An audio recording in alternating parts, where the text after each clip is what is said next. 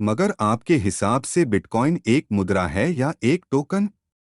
अगर आप नहीं जानते एक मुद्रा और एक टोकन में अंतर क्या है, तो इस वीडियो में हम क्रिप्टोकरेंसी की दुनिया की खोज करेंगे और मुद्राओं और टोकन के मुख्य अंतर पर प्रकाश डालेंगे।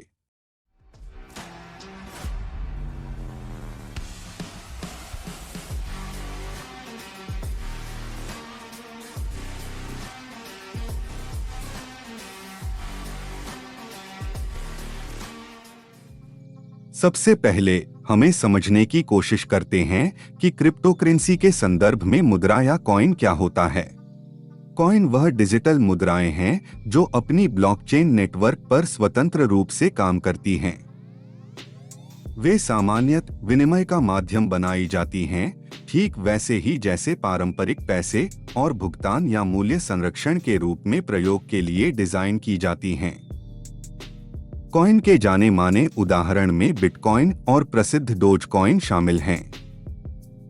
इन कॉइन की अपनी ब्लॉकचेन नेटवर्क होती है और यह मुद्रा के रूप में काम करने के लिए निर्मित की गई हैं, पारंपरिक फिएट मुद्राओं जैसे अमेरिकी डॉलर या यूरो के समान रूप में। इन कॉइन को अक्सर लेन देन, निवेश और मुद्रास्फीति से बचाव के लिए प्रयोग किया जाता है। दूसरी ओर टोकन थोड़े अलग होते हैं।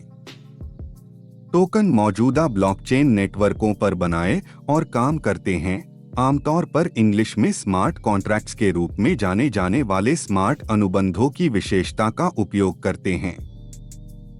अगर आप अंतराक्त अनुबंधों के टर्म से अनजान हैं, तो इसे समझाने के लिए अपने दाएं कोने में क्लिक करें, जहां मैं बताता हूं कि वे क्या होते हैं।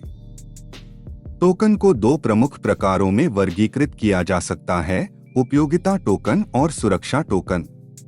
यूटिलिटी टोकन क्रिप्टोकरेंसी की दुनिया में डिजिटल टोकन होते हैं जो आपको किसी विशेष या उपयोगी चीज तक पहुंचने के लिए मिलते हैं ब्लॉकचेन नेटवर्क पर। वे कैसीनो गेम में आपकी फिचों की तरह काम करते हैं। आप उन्हें एक विशेष सिस्टम में खेलने या कुछ प्राप्त करने के लिए उपयोग करते हैं। उदाहरण के लिए, अगर कोई ब्लॉकचेन नेटवर्क है जो आपको गणितीय समस्याओं को हल करने के लिए कंप्यूटेशन पावर किराए पर देने की सुविधा प्रदान करता है, तो आपको शायद इस सेवा के लिए उनके यूटिलिटी टोकन का उपयोग करना होगा। हर बार जब आपको उस सेवा का उपयोग करना होता है, आप टोकन का उपयोग करते हैं। वे वास्तविक पैसे की तरह नहीं हैं जो आप कहीं भी इस्तेमाल कर सकते हैं, बल्कि केवल उस विशेष नेटवर्क या प्लेटफॉर्म के अंदर ही उपयोगी होते हैं। इसलिए संक्षेप में, यूटिलिटी टोकन विशेष डिजिटल टोकन होते हैं जो किसी विशेष ब्लॉकचेन नेटवर्क पर काम करने के लिए उपयोग होते हैं। दूसरी ओर सिक्योरिटी टोकन किसी वस्तु या कंपनी के स्वामित्व को दर्शाते हैं और नियमनात्मक नियमों के अधीन होते हैं।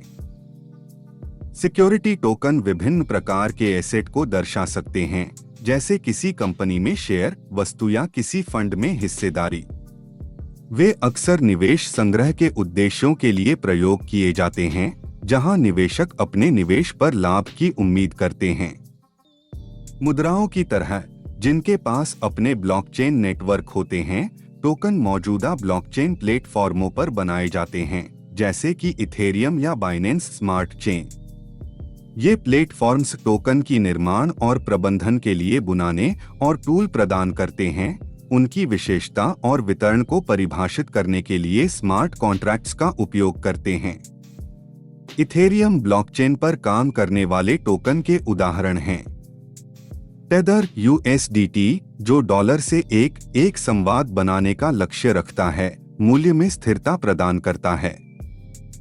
चेनलिंक लिंक, एक टोकन जिसे डिसेंट्रलाइज्ड ऑरेकल नेटवर्कों में उपयोग किया जाता है, जिसके द्वारा स्मार्ट कॉन्ट्रैक्ट्स को सुरक्षित रूप से बाहरी डेटा स्रोतों से जुड़ने की सुविधा मिलती है। ईथर, जिसे इथेरियम ब्लॉकचेन पर स्मार्ट कॉन्ट्रैक्ट्स की आवश्यकता के दौरान गैस का भुगतान करने के लिए उपयोग किया जाता है। यह महत्वपूर्ण है कि कॉइन और टोकन दोनों की मूल्य होती है, जो विभिन्न कारकों के आधार पर फ्लक्चुएट कर सकती है, जैसे कि बाजार की मांग और अभिगमन। कॉइन की मूल्य अक्सर इसके उपयोग के रूप में मुद्रा या मूल्य संरक्षण के रूप में प्रभावित होती है, जबकि टोकन की मूल्य किसी परियोजना की सफलता और अभिगमन से जुड़ सकती है जिसे वह प्रतिष्ठित करता है। संक्षेप में, कॉइन और टोकन क्रिप्टोकरेंसी संवाद के पारिस्थितिकी का महत्वपूर्ण हिस्सा हैं। कॉइन स्वतंत्र रूप से अपने ब्लॉकचेन नेटवर्कों पर काम करते हैं और उन्हें डिजिटल मुद्राओं के रूप में उपयोग करने के लिए डिजाइन किया गया है, जैसे कि यूरो और अमेरिकी डॉलर, जबकि टोकन मौजूदा प्रोजेक्ट्स या इकोसिस्टम्स के अंदर विशेष उद्देश्यों के लिए बने होते हैं और उनका मूल काम करते हैं।